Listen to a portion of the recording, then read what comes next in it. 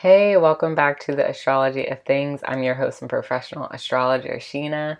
And in today's episode, I wanted to go over conjunctions. Conjunctions in a horoscope. So I want to discuss what conjunctions are. I want to go over the different types of conjunctions and how the types of conjunctions can help resolve some of the confusion around orbs. And I also wanted to go over how you can analyze a conjunction in a horoscope. All right, so let's get into it.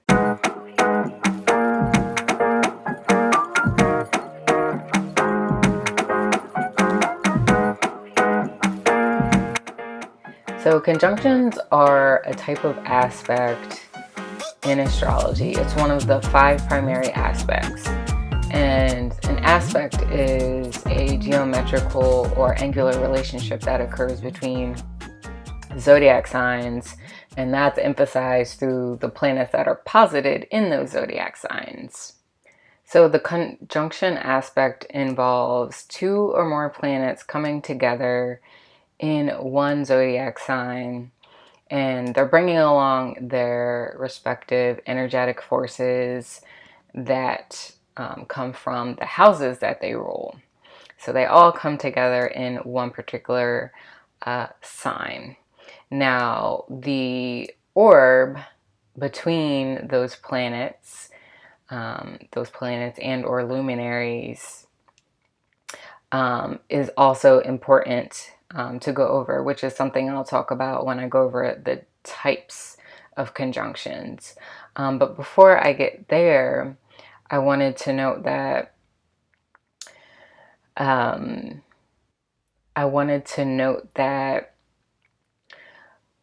what happens with a conjunction.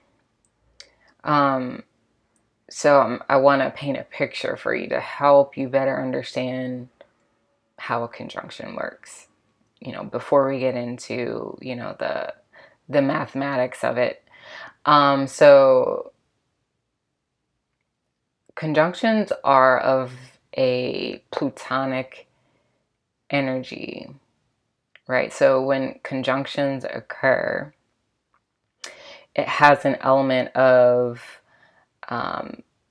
something that is initiated or started, or something, a seed, for example, a seed that is planted in wherever area that the conjunction is happening in. And, the closer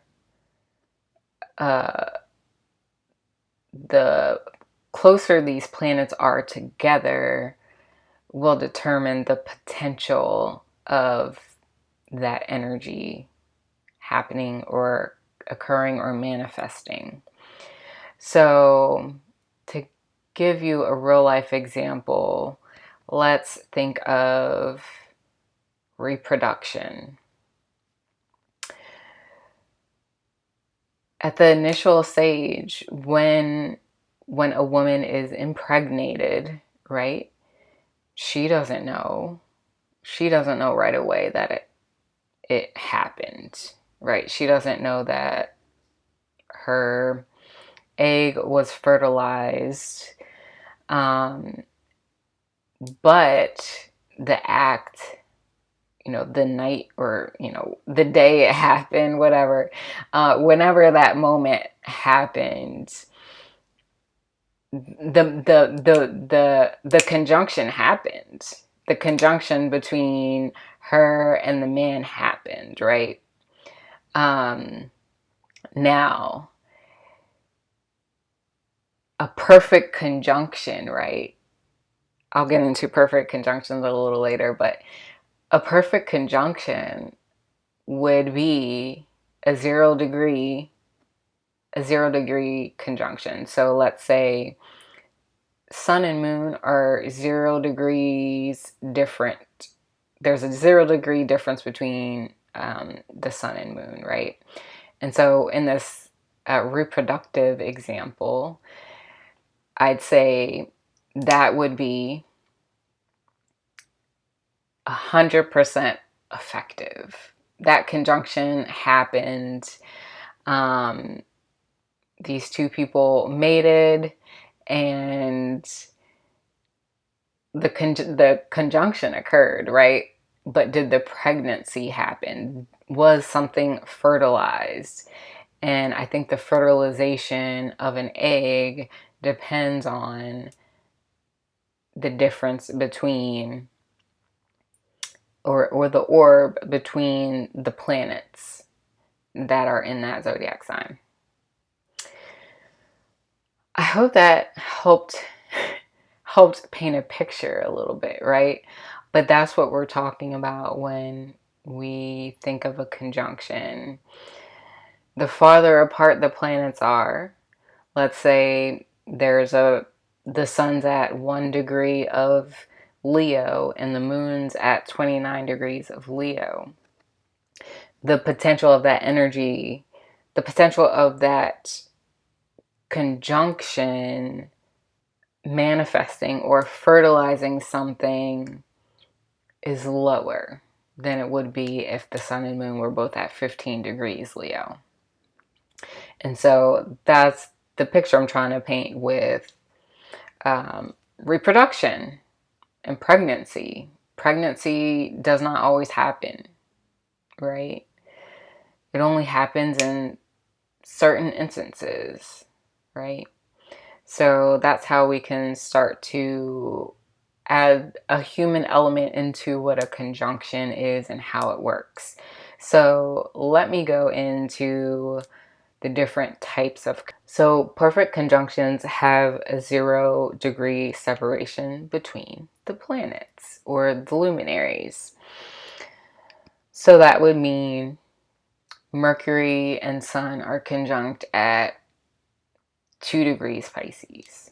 Or that would mean the Sun and Jupiter are conjunct at 25 degrees Sagittarius, for example. That is an example of a perfect conjunction. Okay, so let's pause here and let me explain this idea of reproduction and use this idea as a real life metaphor to help describe the conjunction aspect and the orb between the planets that are in aspect in a horoscope.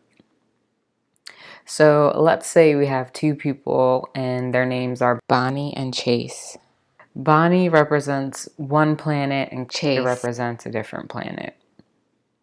Now, Bonnie and Chase are in a relationship with one another, and they make love. They can join their bodies together in the reproductive act. And so we're going to call this the conjunction, right?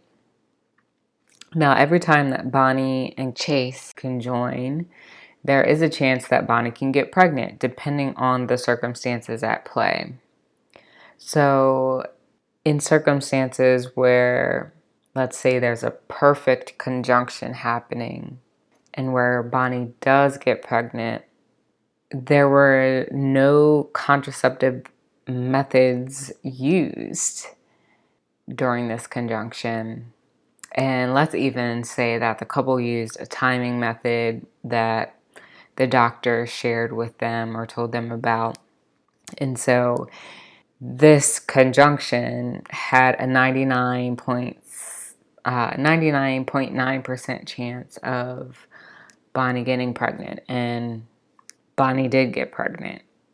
And so this perfect conjunction, as we relate it back to astrology, happens when two planets are at the same degree in a zodiac sign. And this particular conjunction has the highest potential for the energy to manifest and trigger the beginning of a particular event or the planting of a new seed, something that you can't quite see until time progresses. So, a perfect conjunction. So, this is a concept I got from a book authored by T.G. Olds where he states that the conjunction is the aspect that holds the greatest predictive potency. Now, opening up the orb a little bit more. Now we get to major conjunctions, and this is something I haven't seen mentioned or specified in any books that I've read. This is just a term that I've come up with to help me think through how to use conjunctions and interpret conjunctions. So the next type is the major conjunction, right? A major conjunction occurs when two or more planets occupy the same zodiac sign and they're in the same decan, right? The same decan of a zodiac sign. So this would mean sun and moon are, well, the sun's at 1 degrees Aries and the moon is at 8 degrees Aries. So the two planets, the two luminaries, they are within the first decan, the first 10 degrees of Aries. And so in every zodiac sign, there are 3 decans. So I consider a major conjunction when 2 or more planets share the same decan in a zodiac sign. And that's because decans are also kind of ruled by different planets of that particular, associated with that particular element.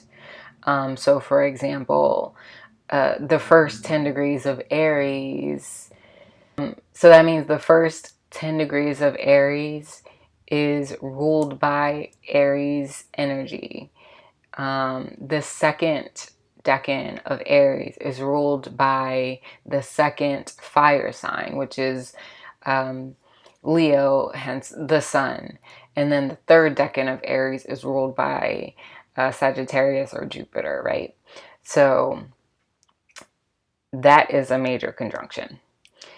Now, going back to the Bonnie and Clyde conjoining, let's say during this conjunction, the couple didn't apply the timing method that the doctor gave them, and that was applied in the previous example during the perfect conjunction. Therefore, there was only a 66% chance of Bonnie getting pregnant.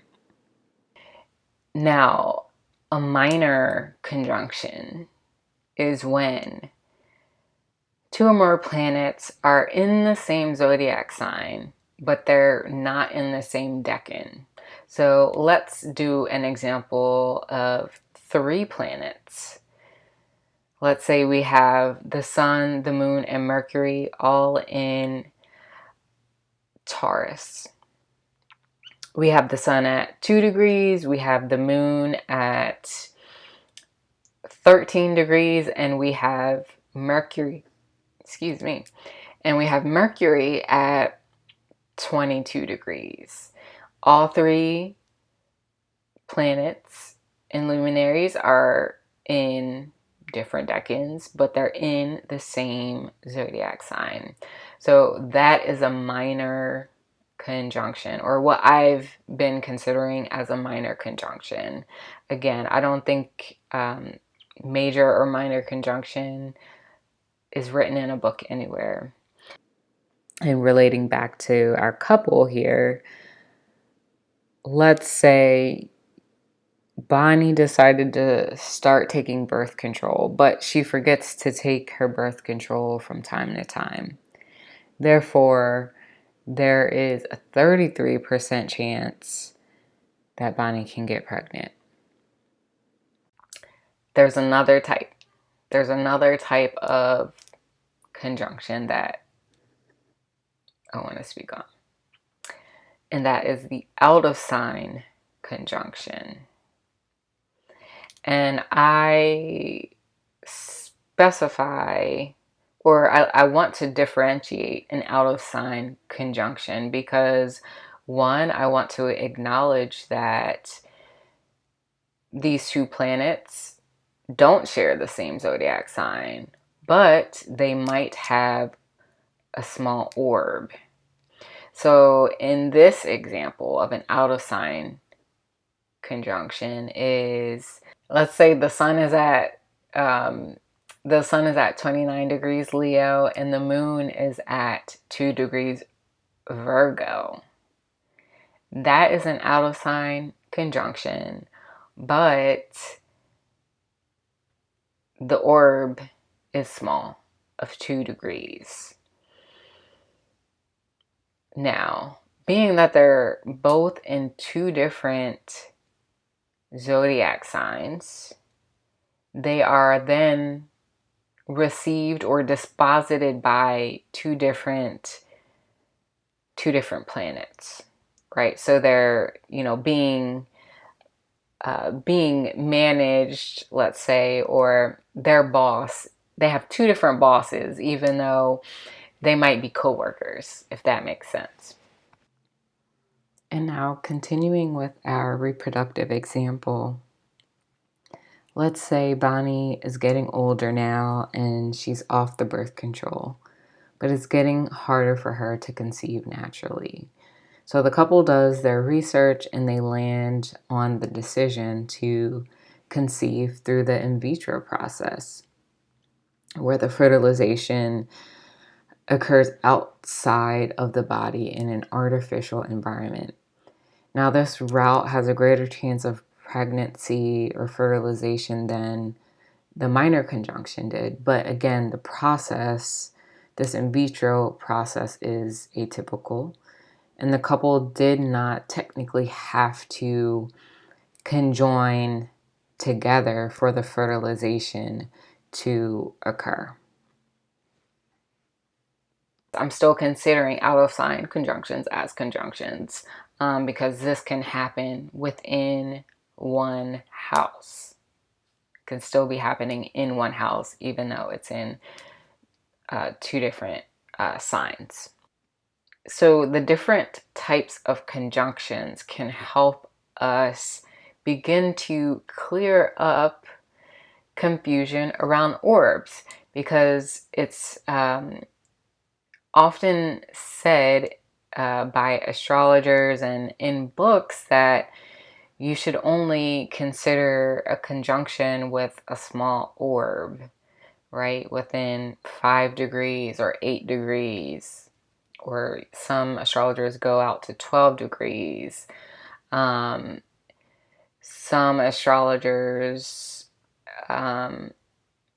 give a larger orb to planets that move faster. For example, let's say the sun is at 15 degrees Leo and the moon is at 29 degrees Leo. Some astrologers would still count that as a conjunction, right? But let's say we swapped out that moon with Saturn, right? Let's say we swapped out the moon with Saturn. So sun's at 15 degrees, Saturn's at 29 degrees. In that example, that same astrologer would say, no, that's not a conjunction because Saturn's a slower moving planet. And I don't necessarily agree with that approach, right? So I like to just go by, one, is it in the same zodiac sign? If it's in the same zodiac sign, these two planets are going to be disposited by the same planet. If sun and moon are in if sun and moon are in Virgo, they'll be disposited by Mercury, right? So I'm suggesting in your astrological practice and your astrological studies to consider that into the equation. The planetary dispositorship. That's very important, right? And I think a very important element into the aspect of a conjunction. So I hope that wasn't too confusing. I feel like I was rambling a little bit, but let's apply this. Now that we know what a conjunction is, now that we know the energy, the general energy of a conjunction, now we know the strength of the different conjunctions, we can now look at a chart and apply it. All right, so I'm gonna share my screen so we can look at some of these examples. All right, so here I have a lunar return chart with some notes. So this is a personal lunar return chart of mine that happened a couple years ago. And before I get into the chart, I just wanted to note that in order to get a more specific analysis of a lunar return chart, you always have to look at the chart alongside and in comparison to the natal chart so that you understand how Venus, shown here, and the sun that is shown here behaves in that natal chart, which will serve as a foundation to how they behave or, in order to understand what's at the root of this planetary energy. But since we're just using this chart as an example, that side of the interpretation isn't going to be included, just, for the sake of keeping things simple. So you'll also notice I only am showing the Venus and Sun. I removed all of the other planetary glyphs so we can just focus on this area here. So what are we looking at? So we have Venus and Sun perfectly conjunct in the third house at 21 degrees Leo and 9 minutes. Now Venus here is the ruler of the fifth house, and the Sun is the ruler of the third house here. Now, this conjunction is occurring in the third decan of Leo, and the third decan of Leo is ruled by Mars or Aries. The third decan is ruled by Mars. So, we know that the perfect conjunction has the highest potential of energy to begin something new, to trigger unseen event, if that makes sense. So like the fertility example, you can trigger an egg being fertilized, but you don't know that event happened until you do testing and all of that. So yeah. So this conjunction is the planting of a seed, let's say. Now, what seed is this conjunction planting? Because, it's definitely planting something, right? To understand what it's planting, we first need to understand Venus, how Venus is behaving in this chart, how Sun is behaving in this chart. So we have conjunction occurring in this third house. Now, third house represents the neighborhood. Houses can be seen as like time of day, a location, a destination, an origin point, or it could serve as like a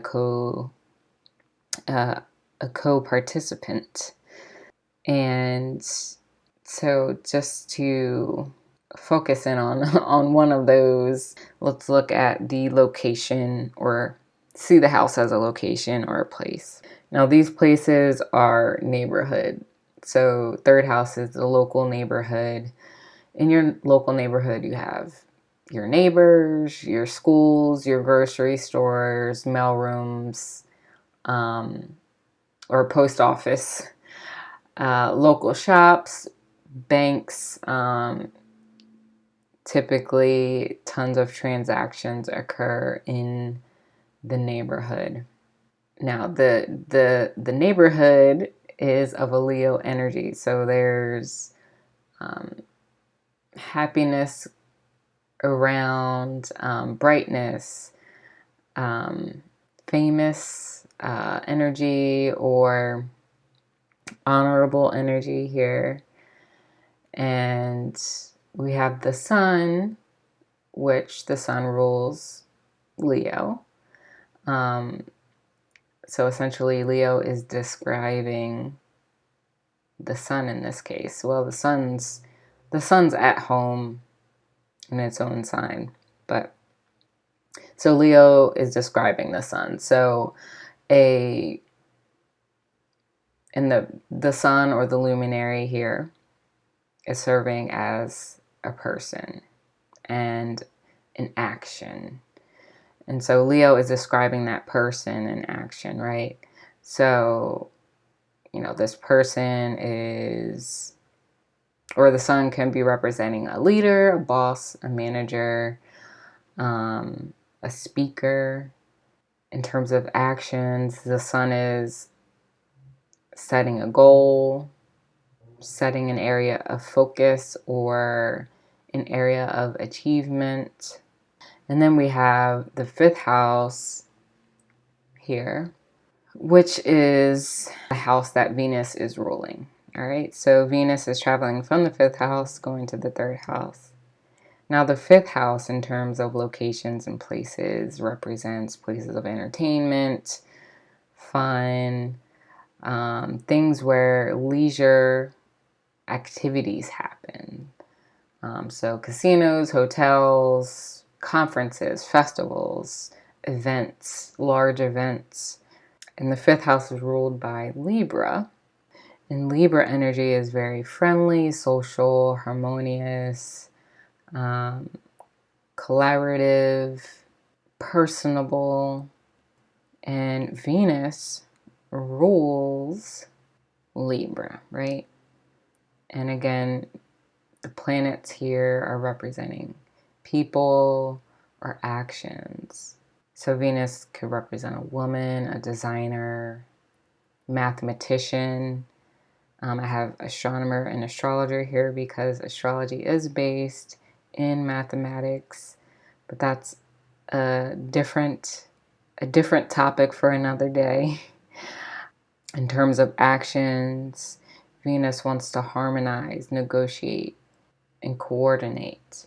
Now, bringing these two energies together into the third house, we can begin combining the location, incorporating the fifth house, meaning of location, with the third house, combining Libra energy with Leo, and combining the actions and persona of Sun and Venus.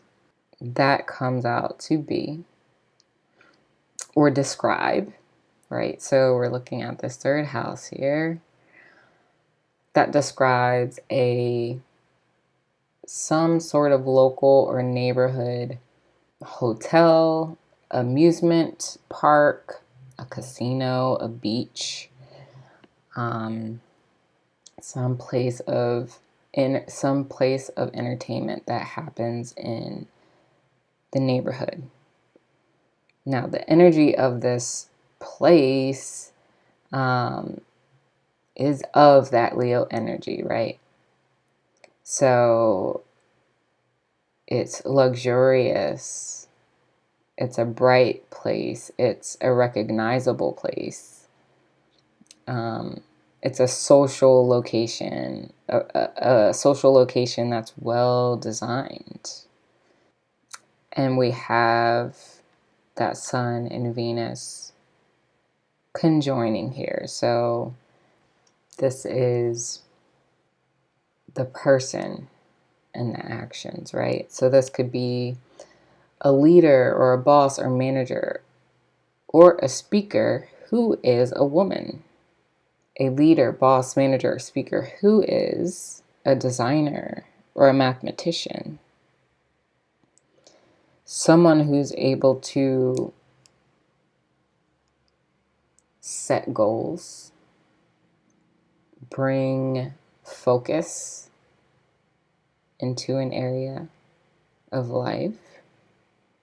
Someone who's able to guide, be a guiding light around maybe designing or around organizing your life, so on and so forth, right? So, for context now, I can tell you what manifested in this particular month that I pulled this lunar return chart from. Now, this month, a couple years ago, I was at a conference. I was at an astrology conference where I met a well-known astrology teacher, and in the case of the conference, someone who was going to be speaking and teaching a lesson during the conference. I met this astrologer, and she directed me toward taking astrology classes so that I could take or start taking tests toward astrology certification.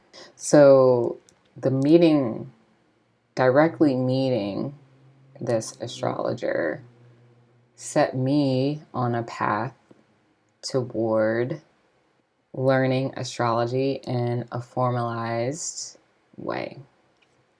So this conjunction was inevitable, right? Or this beginning was inevitable, right? I didn't, at that time, I didn't realize how important that moment was at the time.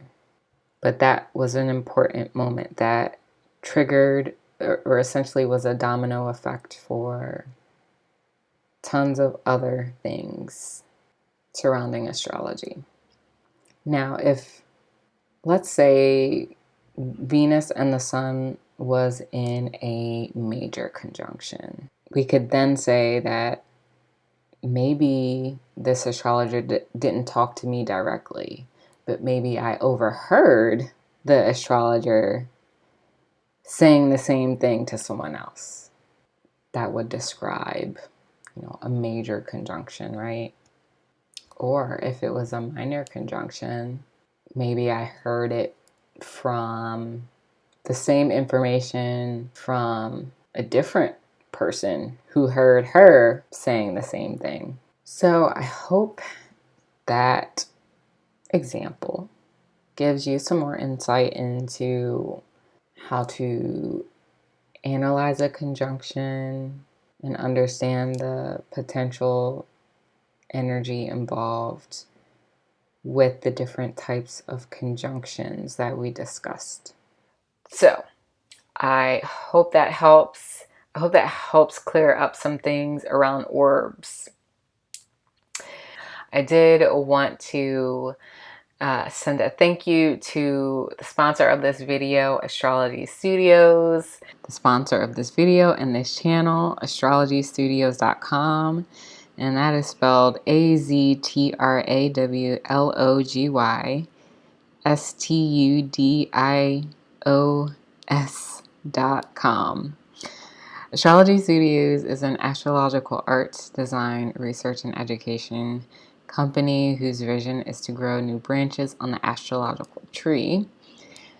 And the mission is to present, energize, and highlight innovative and pioneering concepts, perspectives, and methods that liberate us from the traditional applications, practices, and understanding of astrology through the use of astrology itself, art and design, and any other disciplines.